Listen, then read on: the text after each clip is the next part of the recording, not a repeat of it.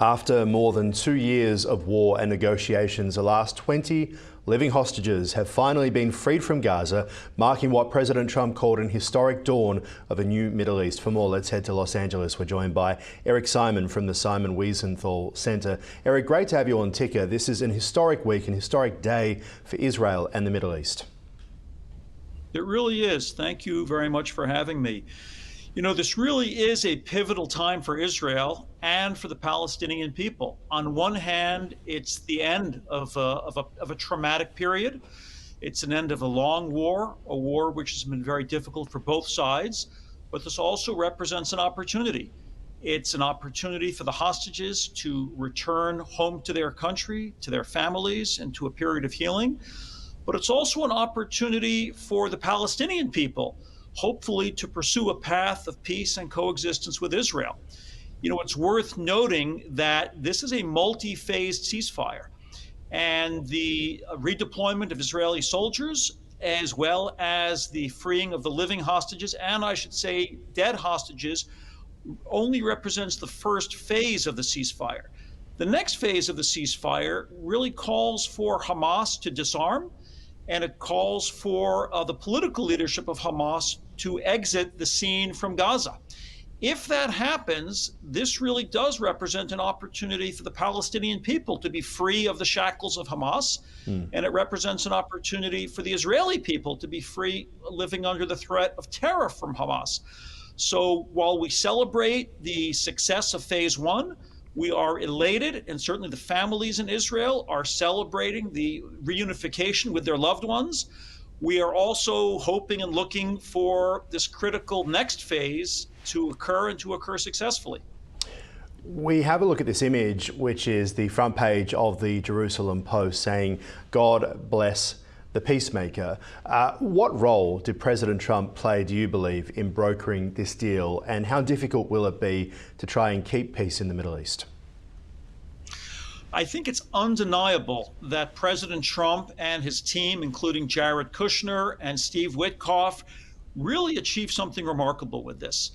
You know, Donald Trump is something of a lightning rod, and that's an understatement, a very polarizing figure. But in this case, he really brought the parties together, and he really succeeded in bringing not only the hostages home, but immediate relief for the Palestinian people. So yes, all credit is due to President Trump and to his team, but the next phase will be challenging.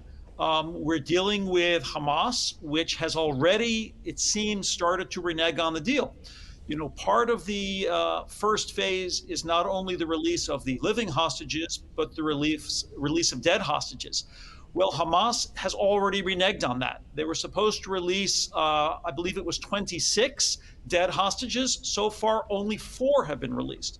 Hamas has already declared that it will not exit the scene, and Hamas has already started executing and burning down the homes of its opponents in the areas in Gaza where it has reestablished itself. So we are very concerned about the prospects for the ceasefire, and we should remember this is not a full-fledged peace, it is a ceasefire. And like any ceasefire, it's our hope that it will mature and stabilize, but the early indications are concerning. President Trump hailing Prime Minister Netanyahu, speaking there in the Israeli parliament as well, and calling on the president to essentially, well, help out Benjamin Netanyahu, who's been facing corruption charges. Let's hear that. By the way, that was not in the speech, as you probably know. But I happen to like this gentleman right over here, and it just seems to make so much sense. You know, whether we like it or not, this has been one of the greatest wartime presidents. This has been one of the greatest wartime presidents. And cigars and champagne, who the hell cares about that?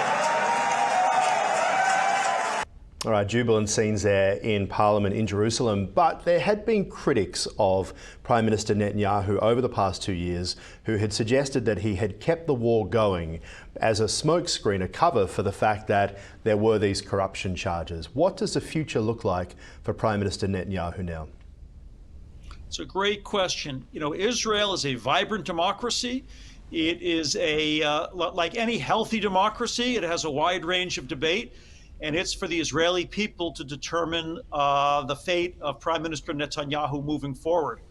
I think for those of us outside of Israel, whether in Australia or the US, I think the best thing we can do is to really encourage the parties in the region to uphold the agreement. It's worth noting that almost the entire Arab world has now called on Hamas to disarm. That's an unprecedented development in the Middle East. And I think that the people of Australia, the people of Europe, both those who consider themselves supporters of Israel and those who consider themselves supporters of the Palestinian people, would do right by urging Hamas to disarm. You know, it's worth noting that while the Israeli people have been victims of Hamas's terror, the first victims of Hamas terror have been the Palestinian people. And, you know, we would urge, again, friends of the Palestinian people who have been calling for freedom for the Palestinian people to urge Hamas to use all levers possible to really urge Hamas to fulfill the next stage of the ceasefire, which is to disarm and to exit Gaza. And if that happens, then the prospects for peace really start to improve. And what does that look like? What does the future look like for Gaza? We've seen controversial AI images put out by the White House back in February of Trump Plaza and this kind of utopian paradise for tourists. But at the moment, as the president has pointed out, it is a construction site, not even yet a construction site. Dystopian images everywhere you look of buildings burnt out. What does the future look like for Gaza?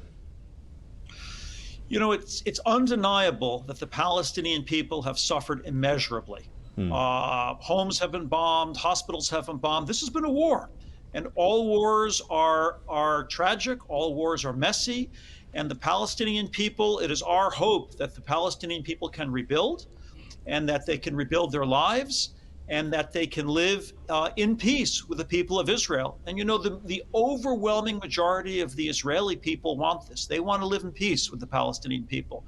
So, you know, one of the main aspects of President Donald Trump's plan is the economic revitalization of Gaza. Now, that was tried after Israel's withdrawal in 2005. And as we know, Hamas used the vast majority of their international aid not to build hospitals and schools, but to build a terror tunnel system larger than the British tube system. Let's hope that doesn't happen again, right? This is round two now. Let us hope in round two that the leadership of Gaza uses international support and international aid to build schools and hospitals and not more terror tunnels. And that's why it's so critical that Hamas not be part of the future Gaza governance. Obviously, there's questions as well about Iran. We saw that operation by the US to take out the Iranian nuclear sites. Let's hear from the Israeli PM who spoke on that. This is the most fitting name ever named for a military operation, because a little after midnight, you really hammered them.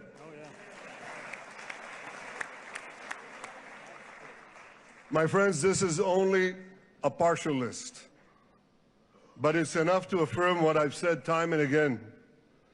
Donald Trump is the greatest friend that the state of Israel has ever had in the White House. Erik, we have about a minute left, but quickly, how does Trump's vision of peace for eternity in the Middle East work with Iran still in the background? So long as, it's a great question, so long as Iran is in the background, at least this regime in Iran, peace is a challenge. The vast majority of the Iranian people dislike their regime and want to live in peace with Israel. And the Iranian people are also victimized by Iran's current regime. So it is our hope moving forward that Iran can become free of their own government. And if they can, then all of the Middle East will benefit from the removal of Iran's attempts to stir up trouble and to seek, as it has repeatedly said over 40 years, the extermination of Israel. All right, Erik Simon from the Simon Wiesenthal Center. Really appreciate your time here on Ticker. Thank you today. Thank you very much.